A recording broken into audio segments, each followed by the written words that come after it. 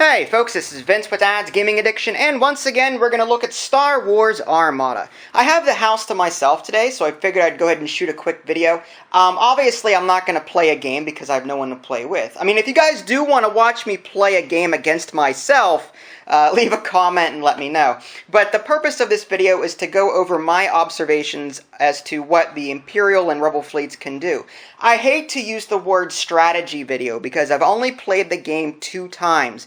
And 2 times isn't enough to, claim that, you're an expert on something. I certainly don't claim to be an expert on this game. There are still some rules that I mess up royally.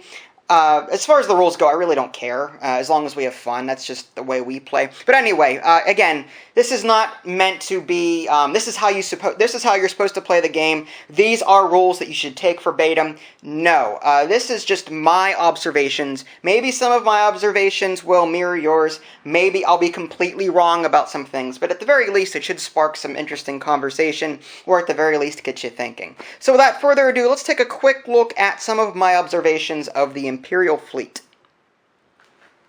Okay, so let's just cover the basics of the Imperial, shall we? Obviously, if you know Star Wars, you know that Star Destroyers are, in theory, well, most of the time, more powerful than a Rebel Alliance ship. The exception to that rule is, say, a Mon Calamari cruiser or an assault frigate, something more powerful. But up against a Nebulon B frigate or a Corellian corvette, the Star Destroyer clearly has an advantage just because it has more firepower, it has more shields, more hull, that kind of thing. So, because of that, I do think that the Empire in this game is easier to play, at least for the core version. Why do I say that? Well, let's take a look at the Star Destroyer. We've got 2 different types here. So let's go ahead and focus in on these cards so you can see them. Now, I've already covered these in a previous video, so some of this may be repeat information. But if we take a look at the Victory 2 class Star Destroyer here, you'll notice that it has 4 engineering points. Now, that is pretty impressive because you can actually repair 2 shields on 1 turn should you take the engineering command on your turn. Even if you have a engineering token, okay, you can still repair 1 shield because it costs 2 points in order to repair 1 shield. So the Victory 2 class Star Destroyer has a lot of durability. It can easily repair itself. It has some defense tokens here, some redirect defense tokens that will allow it to move damage to other sections of the Star Destroyer to prevent hull damage. You've also got this brace defense token also helping to stave off some serious damage. So just to quickly sum up the Star Destroyer, it's a behemoth. It's designed to take a lot of damage. It's designed to be a meat shield. Wow, that truck is loud, sorry. I live next to a busy street, I apologize. But anyway, yeah, the Victory 2 class Star Destroyer, or any Star Destroyer for that matter, except for maybe the Interdictor, is designed to be a meat shield. It can handle a lot. And for that reason, I think that the Star Destroyer is an easier ship to play. Alright, now when it comes to firepower, the Star Destroyer is pretty deadly, especially when you're looking at the forward firing arc or the front hull zone. On the forward hull zone, you've got 6 attack dice. Now, the colors will change depending on what ship you have. If you are using the Victory 2 class Star Destroyer here, you're going to get 3 red attack dice and 3 blue attack dice. What does that mean for you as the Imperial player?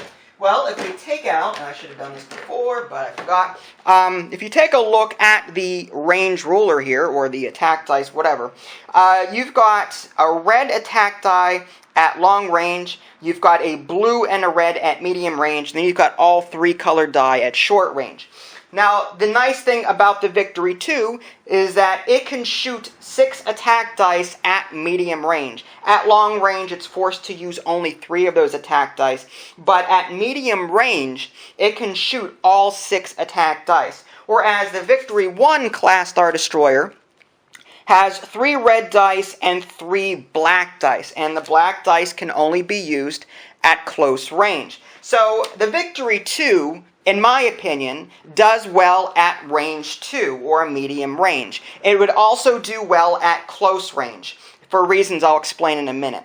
The Victory 1, however, I think is best at close range. If you're using the Victory 1 Star Destroyer, I think that you're going to want to get up close and you're going to want to try and keep the enemy in your forward firing arc if at all possible. In fact, that's true for both Star Destroyers, really. I think if you manage to keep your forward guns on enemy ships, you know, at medium or short range, I think that you can blow them out of the water.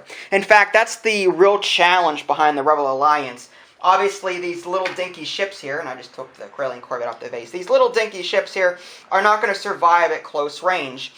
Even Admiral Akbar said as much at the Battle of Endor. But anyway, sorry, a little Star Wars nerdism there.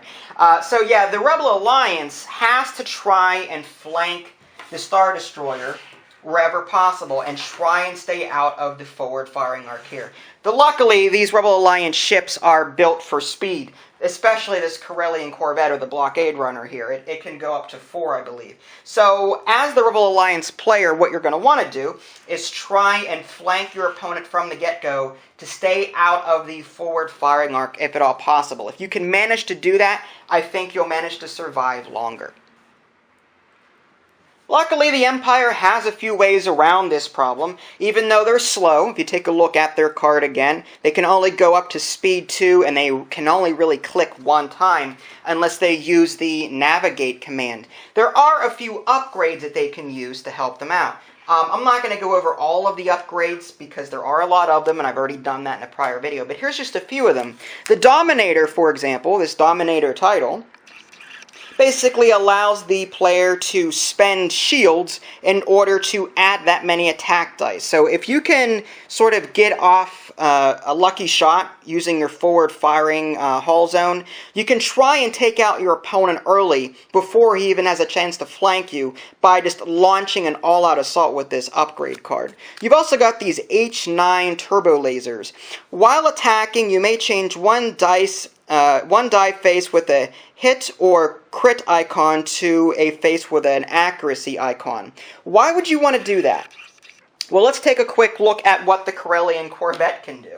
Let's take a look here. If we take a look at its defense tokens, you'll notice that it has 2 evade tokens. Now, evade defense tokens are useless at range 1. But at range 3, it can negate an entire attack die. At range 2, it simply forces the opponent to re-roll it. So, evade tokens are essential for these little smaller ships to try and just offset the large amounts of fire that's going to be coming at them from the Star Destroyer, especially if it's coming at them from the front. So, this H9 Turbo Lasers card basically allows the Empire to change some hits into an accuracy to prevent the Rebel Alliance from using their defense tokens to ensure some hits. It may not have given them as many hits as the dice would by themselves, but when the evade tokens cancel out those attack dice altogether, I would rather get a few hits in as opposed to none. So this H9 Turbo Lasers upgrade card is actually pretty decent if you think about it. Now there's also some other ones in here that I didn't grab. There was one in here that gave you... oh crap, where is it?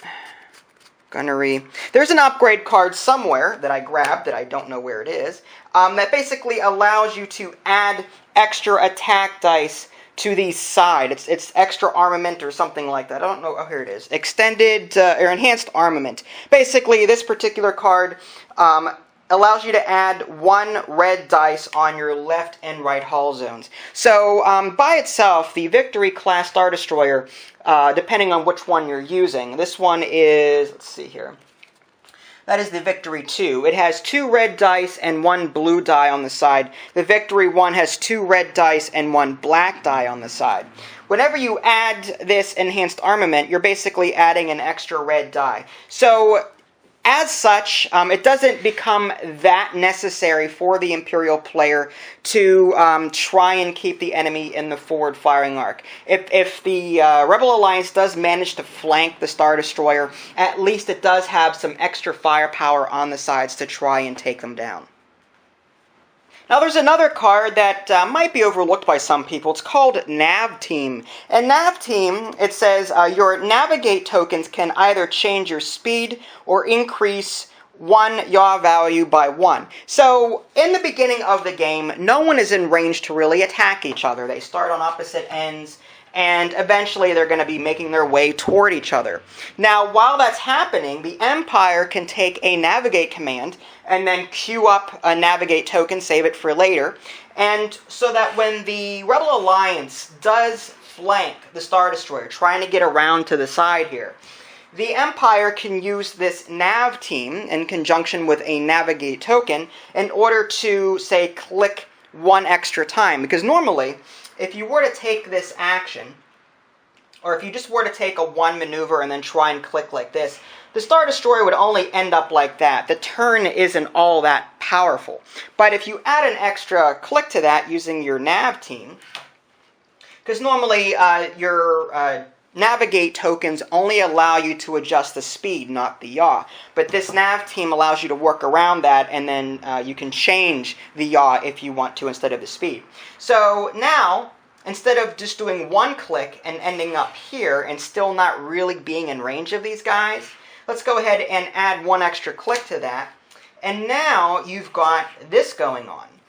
Now you'll see that the forward firing arc is definitely in a better position to attack these capital ships. So this is another way that the Empire can get around flanking by using some of these upgrade cards. So it sounds like the Rebel Alliance is in deep trouble. I mean, when you think about it, you've got this hulking Star Destroyer.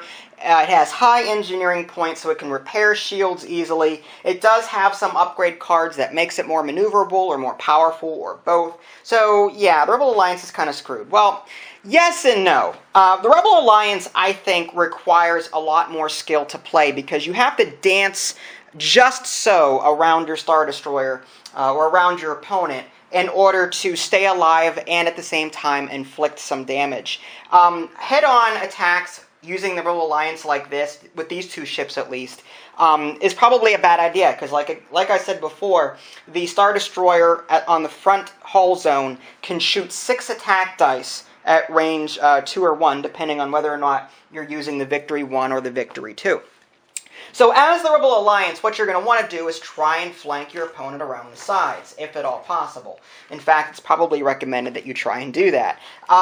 One note about the range. I think the Corellian Corvette is ideal at range 3, but that's only true of the Corellian, or the Corvette A. The Corvette A has 2 red attack dice and 1 blue attack die.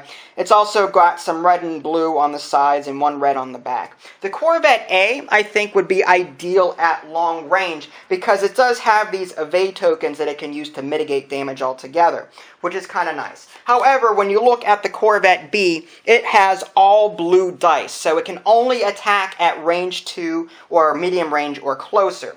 So I think if you're using the Corvette A, sticking at range 3 or possibly 2 would be a good idea. If you're using the Corvette B, then you may want to stick at least range 2, so that way you can at least get some shots off. Because you don't want the enemy firing at you and you not being able to return fire. And that'd be kind of silly. So, yeah, as far as the Corvette goes, I think medium to long range, depending on which one you choose, is a good idea.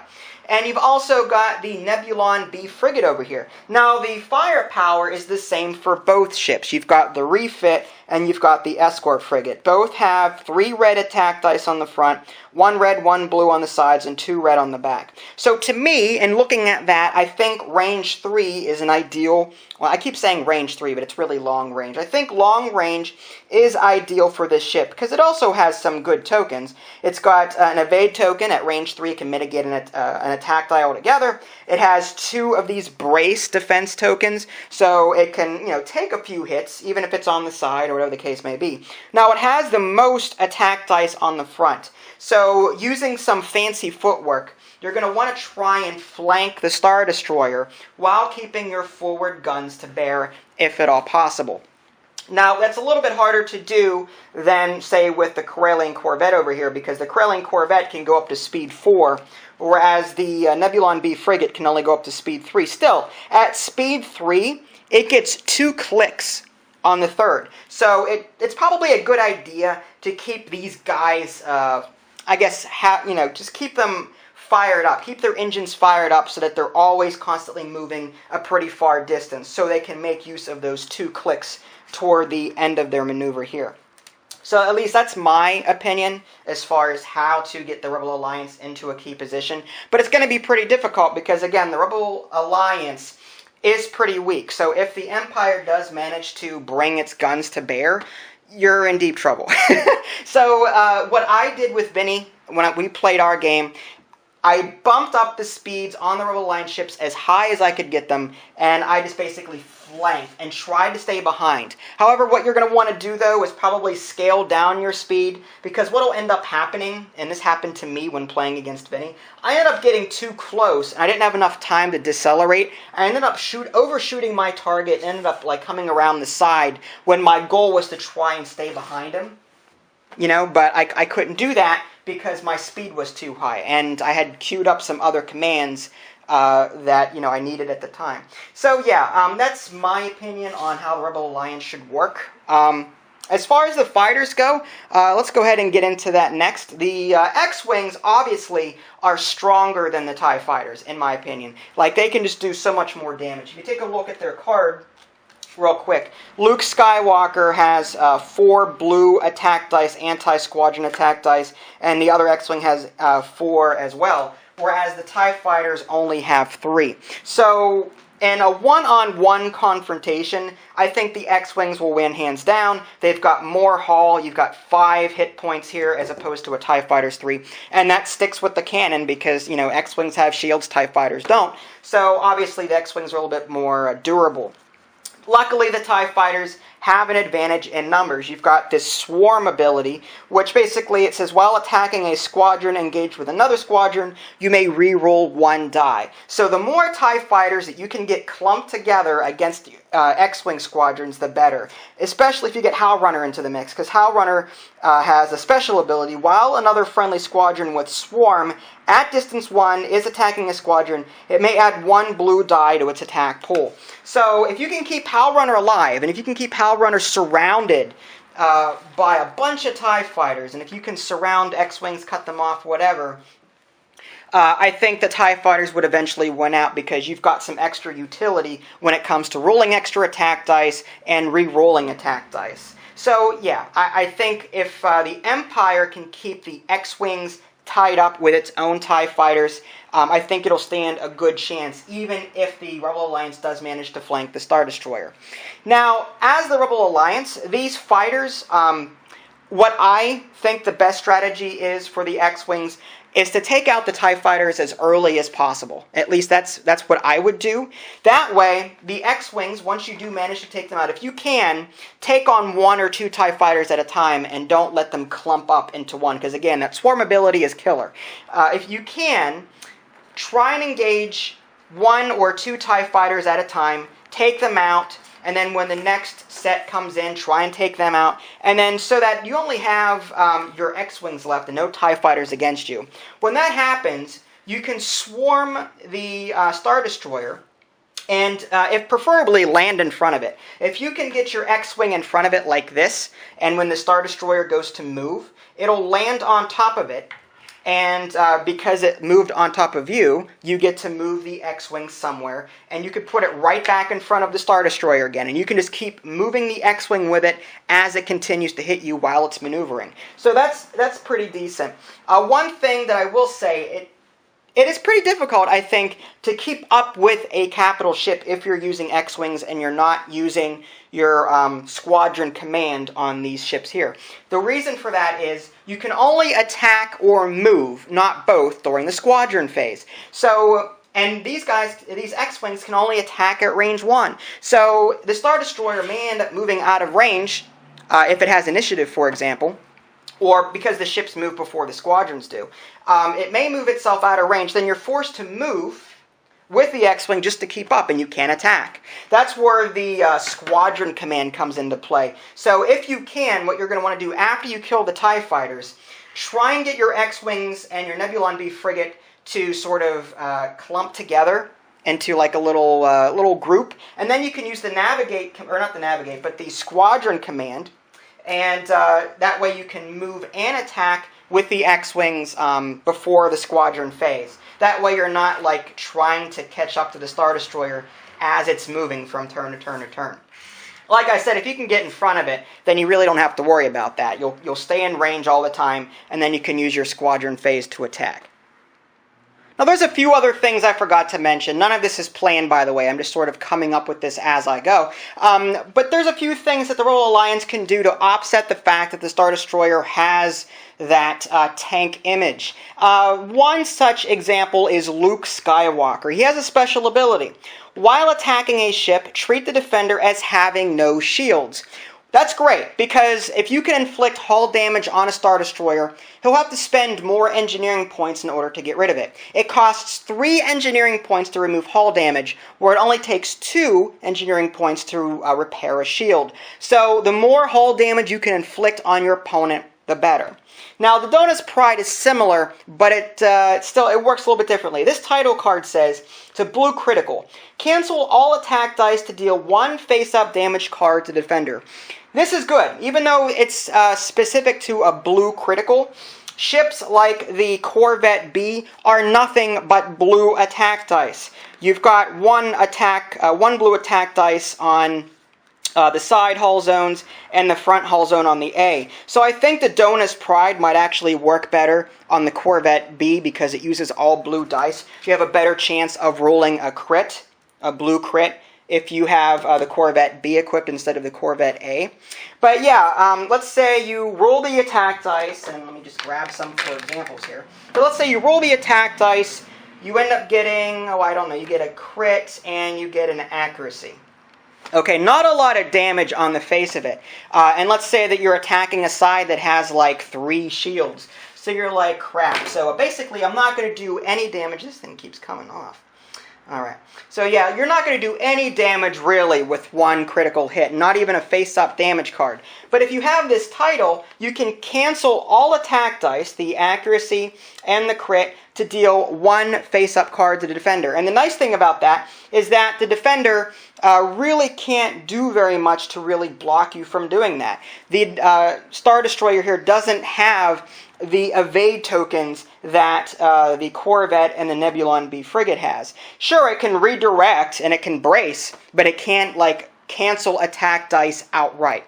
So even with 1 or 2 attack dice, no matter what side you're firing from, even if you're firing from the rear, if you're lucky enough to roll 1 crit, you can cancel it and do a face-up damage card against the defender, even through the shield. So Dona's Pride and Luke Skywalker, if you can get both of them together, you can inflict some serious hull damage, and your opponent is going to have to make a decision. He's going to have to either spend a lot of his commands on engineering to try and repair his damage, or he's going to have to bite the bullet, take the damage, and hope that he can kill you with some of his other commands before you can kill him.